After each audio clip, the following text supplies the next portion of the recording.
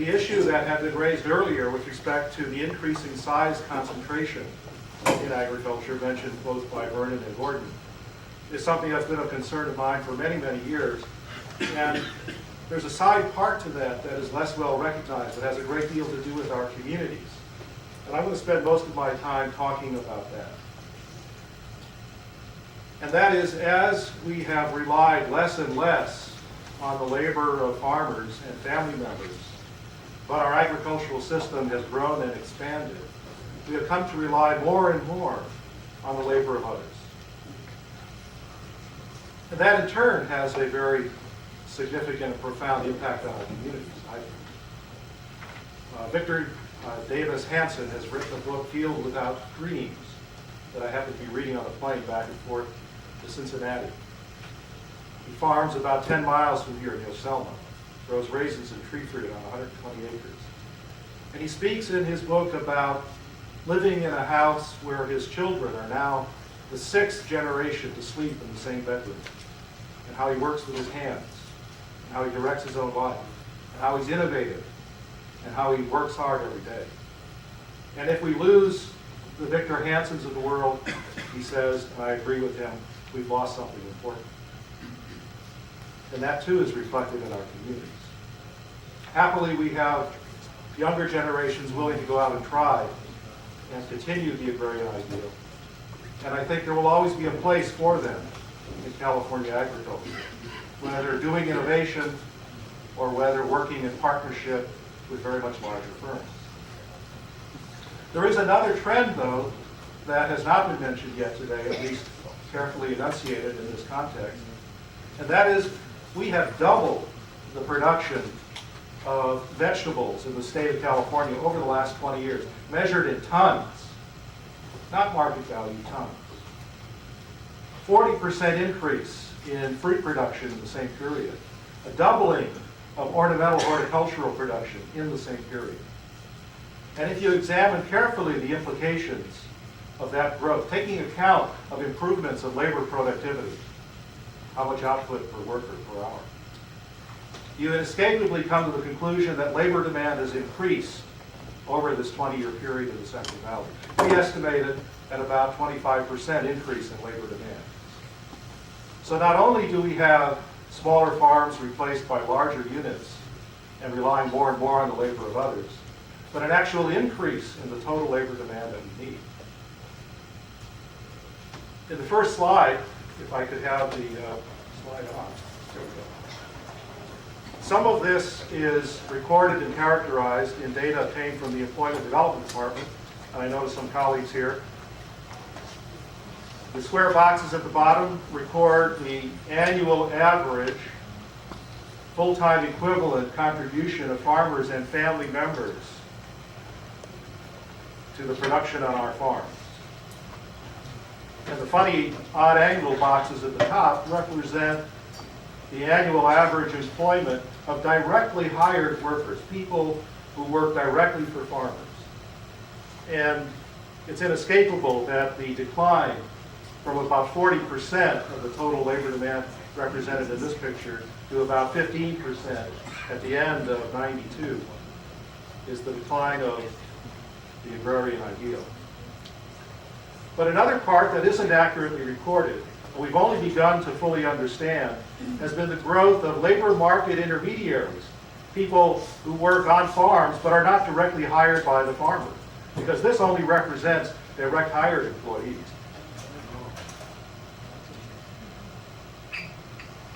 For each year, there are two bars. The left-hand bar represents the reported, from 1978 on, direct hire employment by labor contractors, people who say they are farm labor contractors.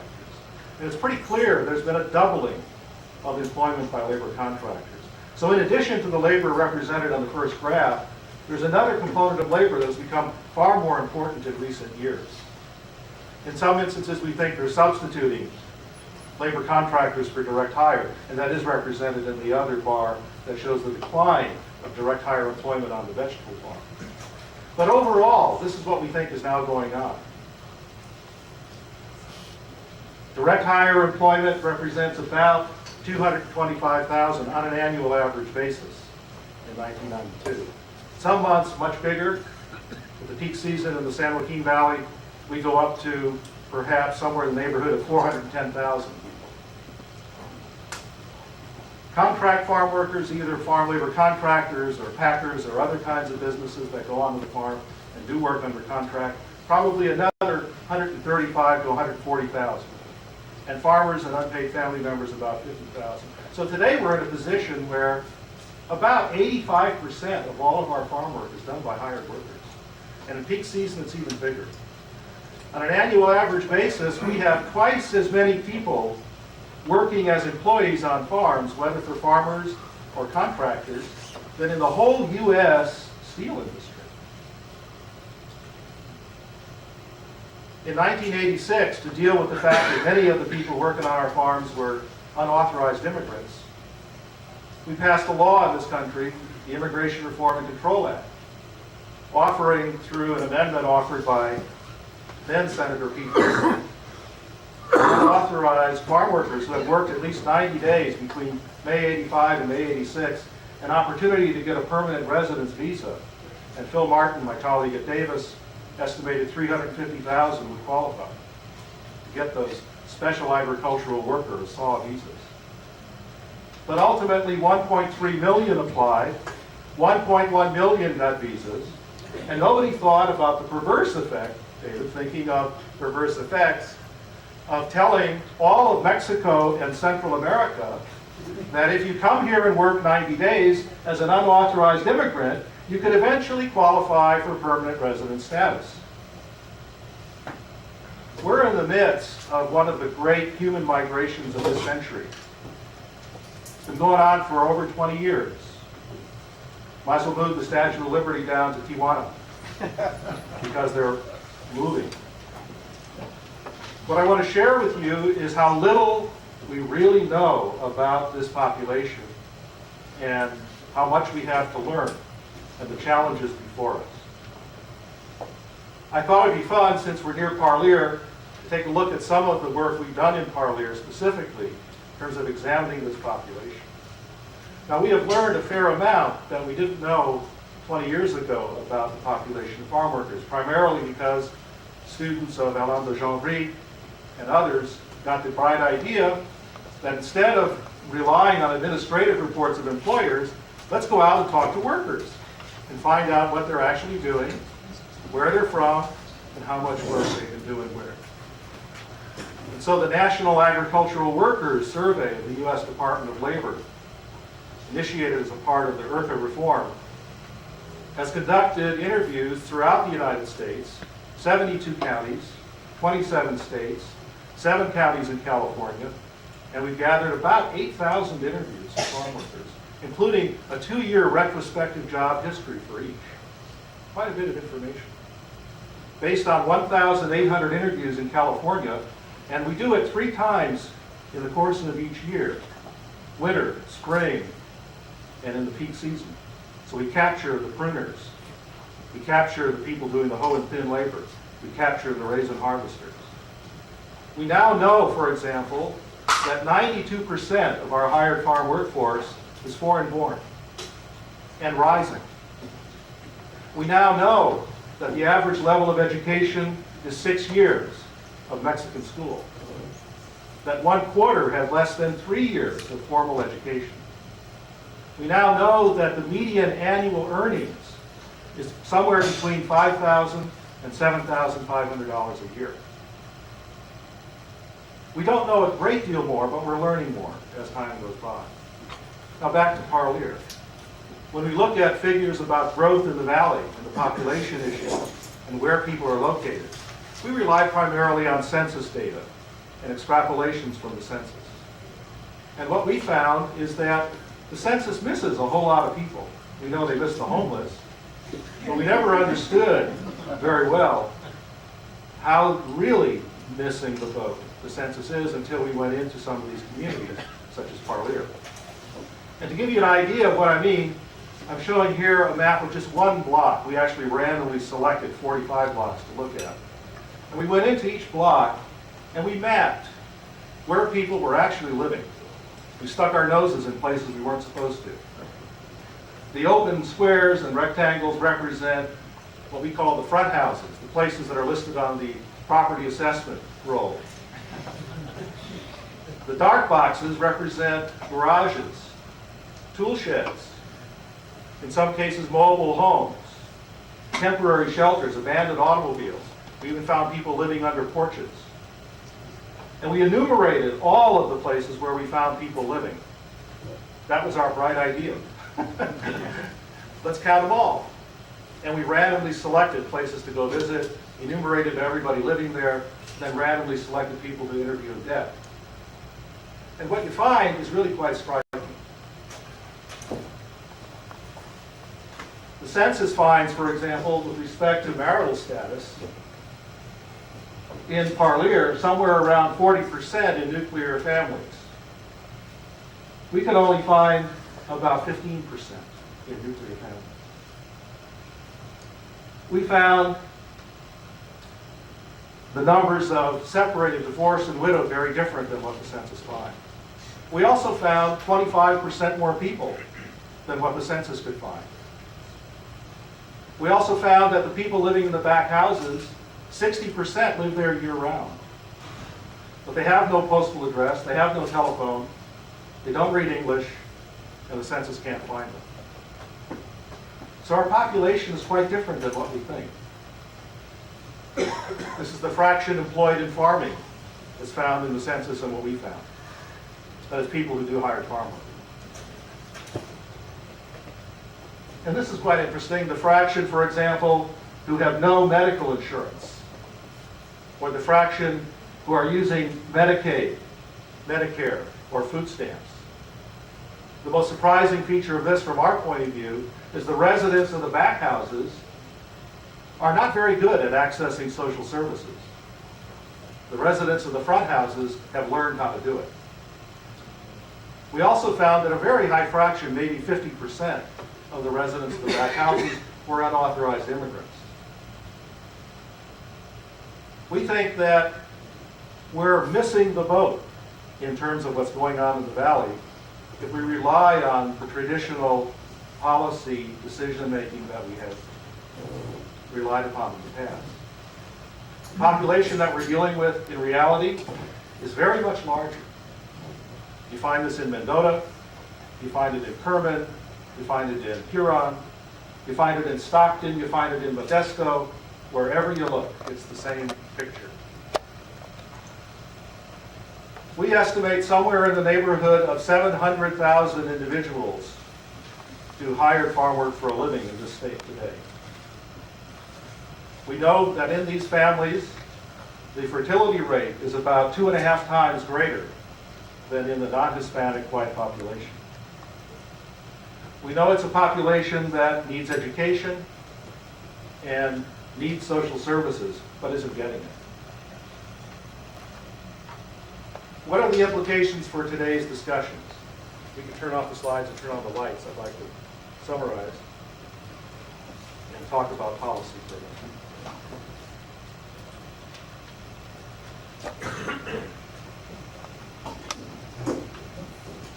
There are today 140 communities in California with at least 25% Hispanic population, 40 with the majority, and the great majority of all of these are in the San Joaquin Valley. In some communities, we have a population in the schools that have parents that can't vote. They're not able to participate in the process of decision-making in the community. We have a growing disparity between the life that this population leads and the aspirations of the majority of Californians. We have an educational crisis where we find that there are more kids in these communities dropping out before entering high school than drop out in high school. And you've already seen the consequences in many of the urban centers of the population that we now have and our inability to address their needs and their concerns. I think there are ways that we can deal with it, but it's going to take some change in thinking and some change in our own behavior. In all of the discussions that we've heard today about stakeholders and putting people at the table, We've missed a few people. We just missed a few. The lady from Mendota who raised a very major concern that I don't think was adequately responded to is really dealing with the same questions that all of you are addressing.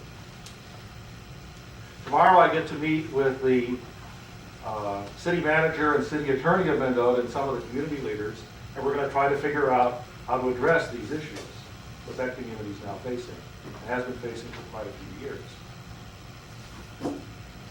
Sad to say, the resources that are available to address those issues, whether it's education in Parlier, whether it's economic development in Mendota, or whether it's the other social concerns of the community, are not very well addressed by the institutions represented in this room. I don't want to point any fingers, there's no point in that. I think we can talk to each other as human beings. But we just don't find those resources out of the community level. If we want community development experts who can really listen to the community and can really interact in the community, we don't go to the institutions represented here because they're not much help. I think that can be changed. I'm an optimist. My wife calls me a mindless optimist. And I think this can be changed because we do have the talent represented in this room to be able to do it. What we lack is the will. I think the issue is not so much the quality of life, and it is dignity and respect.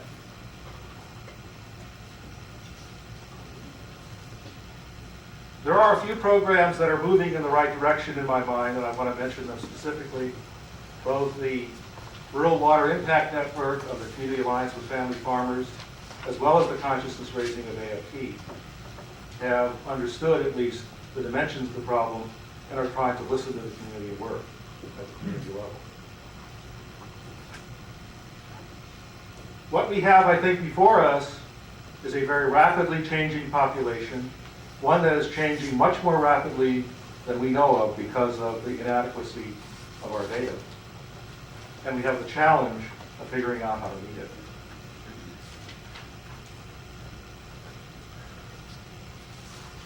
Finally, I think we have to recognize that there are organizations out there that do represent significant sections of the community. And we have to figure out how to listen to them and how to meet with them. It's a difficult thing to do, but there do exist labor unions, for example, that represent 7,000 field workers in a single contract with the Dole Fresh Vegetable Company. There exist organizations that are registering people to vote. We know that Lily Cervantes over in the Watsonville area could have been elected to the assembly with just 200 more votes. And that would have changed the majority in the California State Assembly. We think a lot about that. So we've got about 50 people working at the community level in that district, and she's going to be elected next time. So the organizations are there. The question is, how do we bring them into the circle? And how do we bring them to the table in this discussion? Thank you.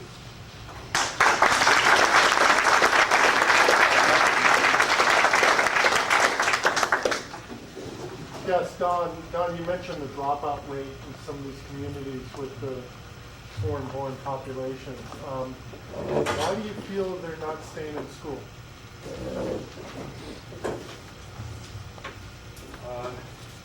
I think that's a very important question, and I don't think we know the answer to it. The question was the dropout rate. Why are kids not staying in school?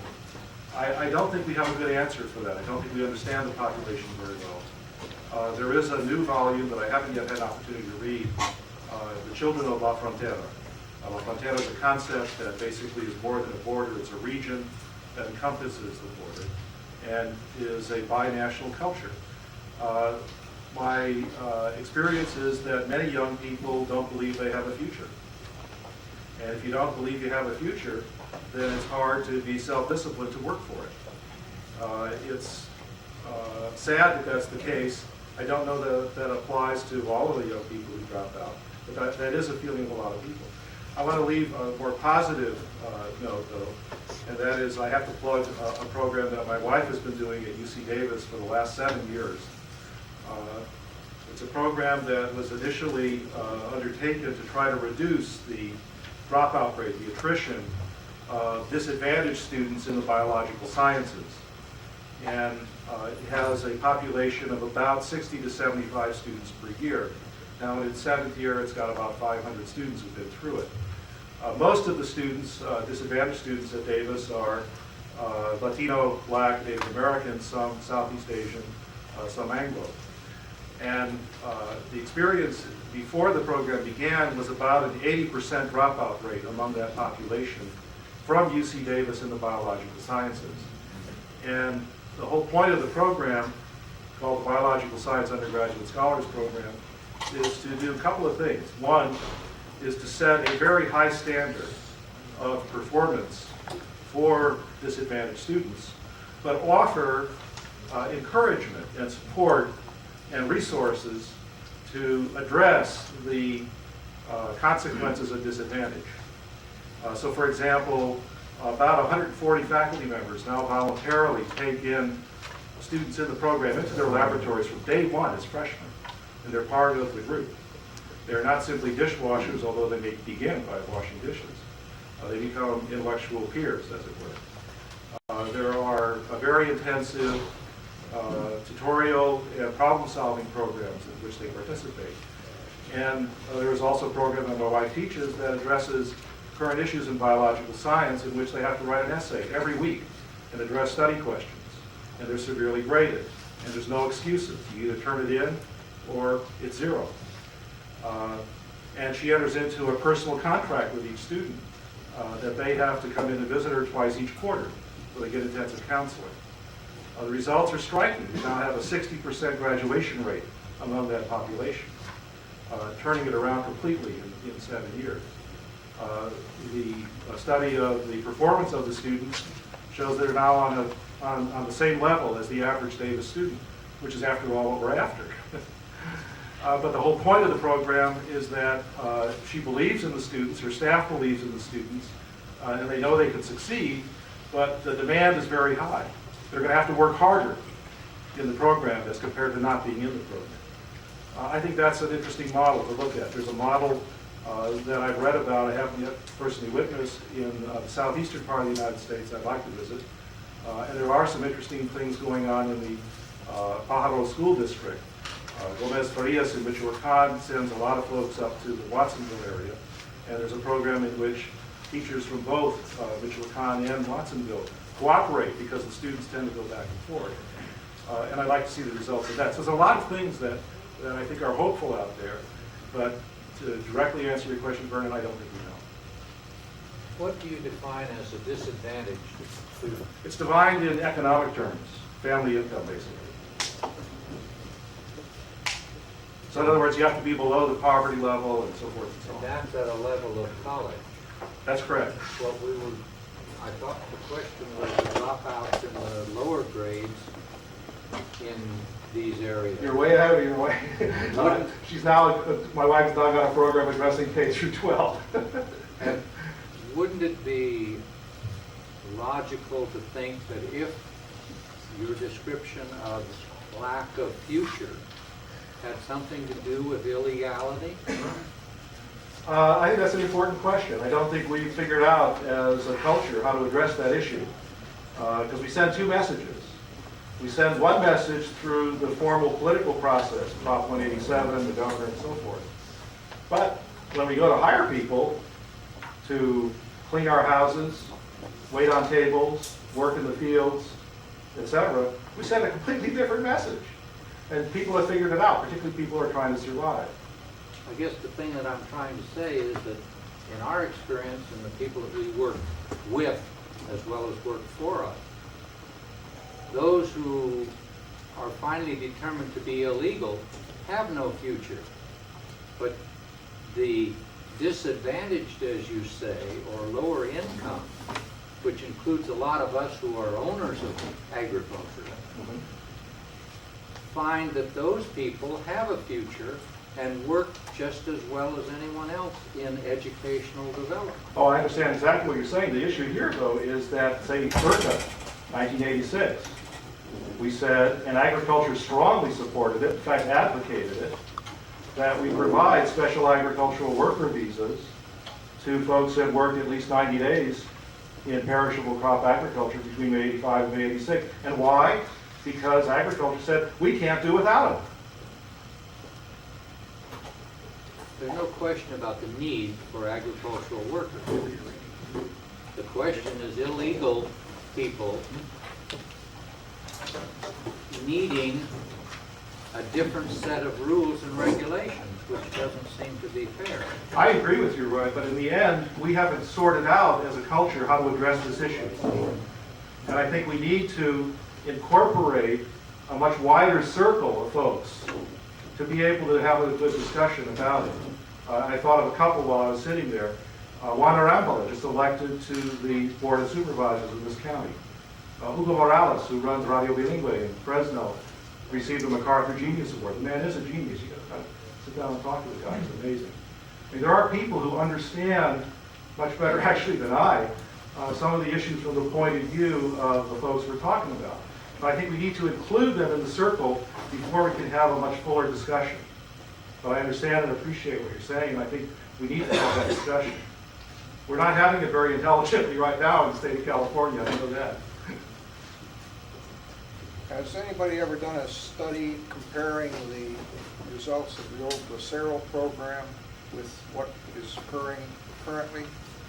Because it's my understanding of the Bracero program, the families stayed in Mexico, the money went home, and it was worth, you know, much more to the family there than it would be here. Certainly. The question was, has anybody studied the Bracero program, which was a program initiated during World War II and finally terminated by Congress in 1964, under which guest workers came in under very limited circumstances to do work on the farms and then return to Mexico at the end of the season. To my knowledge, nobody has done any kind of a comparative study of that population with the current farm worker population. So to answer your question, no such study has been done. I have talked to workers, Don Celedonio Perez in Stockton, for example, who's been coming to this country for 65 years. And he's got all, he did the Bracero, and he did all the green cards, and he did the saws, and he's got all these pieces of paper. But every year he comes here and earns his money and goes back after 6 months, roughly speaking. And he felt in the present period, at least, that wages and living and working conditions were actually somewhat worse than what he experienced during the Bracero years. I probably got more flack from some of my alleged friends by raising in the media that very question. That is, do we have a way of addressing in a systematic and consistent way the question of our requirement for foreign-born workers in agriculture? And there are a lot of people who, for political reasons, don't want to talk about that. They just don't want to talk about it. Sort of an inconsistency, actually, a pretty glaring one. And the issue is, as far into the future as we can see, there is no getting around it. We're going to need foreign-born workers to do this work. We've never depended more on foreign-born workers in agriculture in this century than we have today. And there's no way around it. We can't see the other possibilities in the future. Question, Linda? Yeah, I got a few population pressures I don't think you've covered yet. I was wondering if I could bring them up. One is that we now are paid to produce children. You know, they're talking now about giving $500 per kid rather than charging you for each kid. Rather, it should be the reverse. You know, if you're just going to be paid for the schools. So now the counties will have to pay for those schools by more development. The next one is. Did you get that? I think the reference here is to the proposed tax deduction, $500 per kid. Shall I go through all of them and then let them? Okay, pick? yeah. Why doesn't that be easier? I'm not sure we'll be able to handle them all, but Okay. don't make the list too long. Okay, well, we have a reverse of what we ever talked about. You have people that say, I bought my house next to the feedlot because I wanted a breathtaking view, and now I've got it. So that guy has had it. Next one you have, like he was talking about, the displaced workers. They are not going to move out of when their farmland is lost, those ag workers do not go to Seattle and go to work for Bill Gates. They usually end up on welfare. The welfare state mandates the counties take care of it. Therefore, they have to put more people out of work to make more farmland conversion, you know, and it's just getting to be a downward spiral. Also, next year's development is going to pay for last year's sewers because they're behind there. You also, you're going to have birds. If you want to collect it, you're a supervisor, you had better develop whatever the contributors want developed, or you won't collect your retirement because you're out. I'm from Kern County. We got rid of our planning commission because they cut out the middleman so you could write direct. I don't know if you can do it like Fresno and guide everybody. But something ought to be done.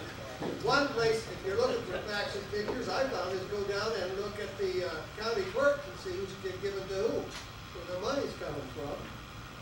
And I think finally, there's assumption that knowledge will go out and the people will get it from here. If you look at the papers and you look at the video media, well, like the paper is Thursdays and Sundays is 60% real estate ads. On Wednesdays and Fridays, it's car ads to get out there, you know.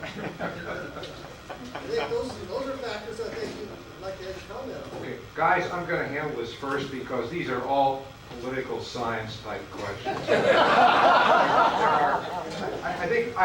There are two things I heard you say.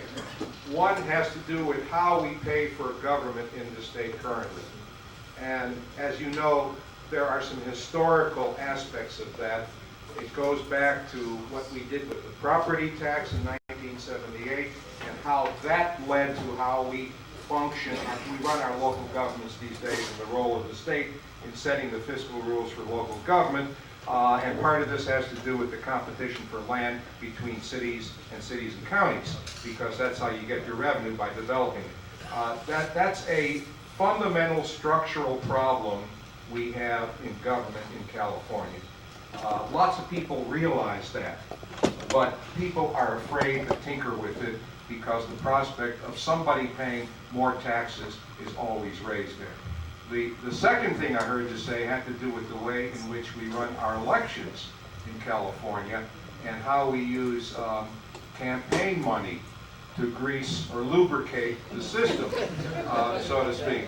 And there are remedies for that, which also come back to the same source, state legislation, or using the ballot box, as we have tried to do on occasion. Other members of the panel want to respond to that? Very quick, don't answer. Okay. Okay, we're going to go to somebody else right here. I apologize for the many questions that I have been asking. But this is a very important one. It's a comment and at the same time it's a question. In the Santa Ana School District, in the city of Santa Ana, there's a college that's called the Santa Ana College. Last year, they graduated 200 Hispanic kids that were ready to be transferred into the UC system. They applied to go to UCL. None of them were accepted. So we were talking about the problems, how to solve these problems. Right there is telling you it's a frustration. Now, how can we solve this? And I was thinking, we have to have a mental program in which faculty, researchers, all get involved in this. Because if not, you are putting aside these, the good brains, taking away them and frustrating the whole society. Now you are investing a lot of money in community college for kids to go there for what? Well, I can speak very briefly to the nuts and bolts, the practical aspects of this. My understanding as a former University of California faculty member, I do something else with the university now, is that we set in place a system whereby kids that do certain things at the community college level get admission to the University of California. And I don't know what happened in this particular case, Santa Ana College is a community college, a 2-year college. And there is supposed to be a close articulation between the two systems in terms of sending the right messages down to the community colleges that this is what you need in order to get into the University of California. And my understanding is that any kid that goes through certain steps gets in at that level. So I can't speak to the particulars of this circumstance. But anybody want to add anything else?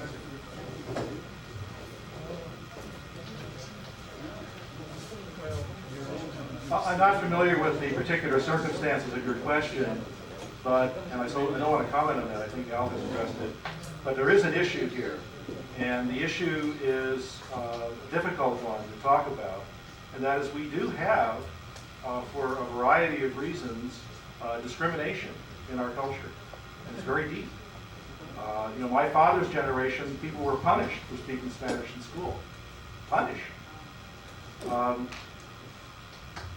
I think we have to figure out as a culture how we're going to deal with these kinds of issues.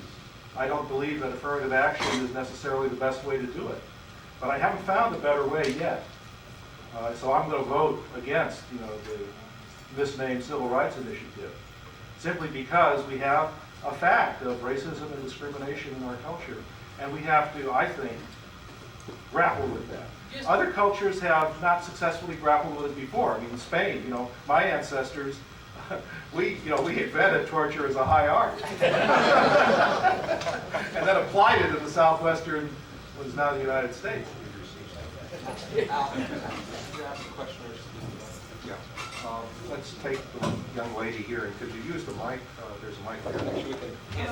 We're forcing you to go up to the mic now. Line up.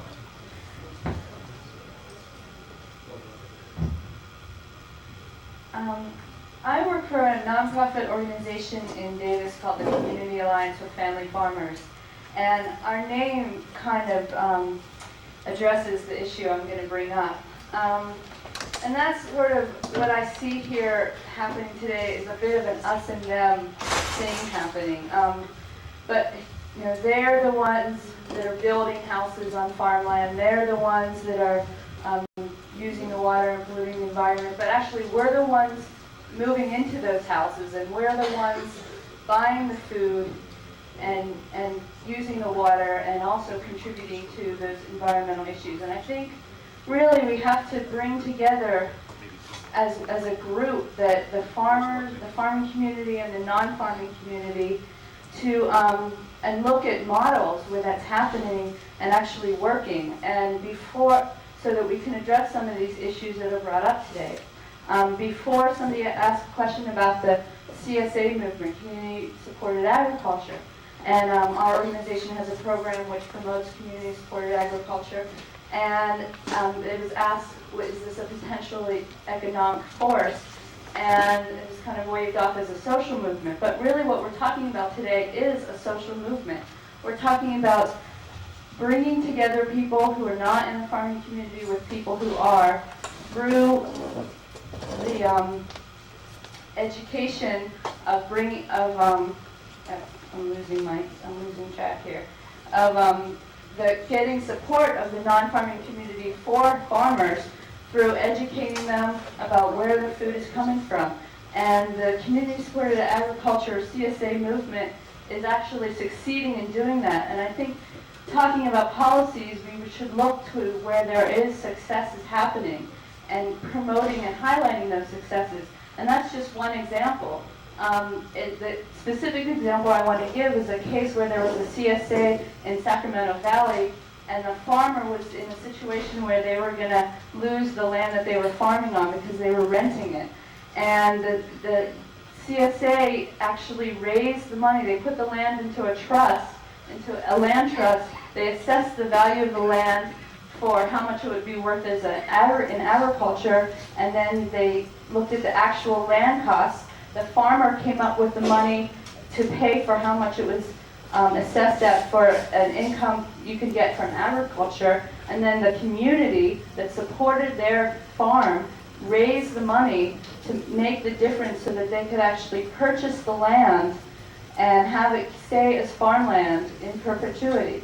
And so we have some examples out there where we do need to bring in the community as a social movement to make some of these economic factors work. And I just want to kind of... Can you be brief? We've Okay. got a couple more people. All right, sorry, and just continue to look at these solutions that exist as we develop our policies, and there are a lot out there, and that is just one example.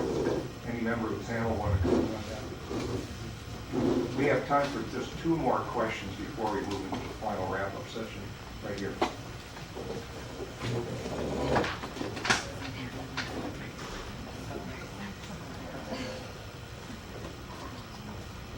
Thank you very much for taking time on this panel today. My question is, as a 48-year urban dweller in the heart of one of the richest valleys the world has ever known, what incentives do I have as a home owner and home purchaser to build within the city limits as opposed to seeking very easy opportunities in virgin agricultural land? I'm from Modesto, and wondering if you could had any points for me to solicit perhaps my interest in investing within the decaying urban area. Pesticide, odor, and dust. Yeah.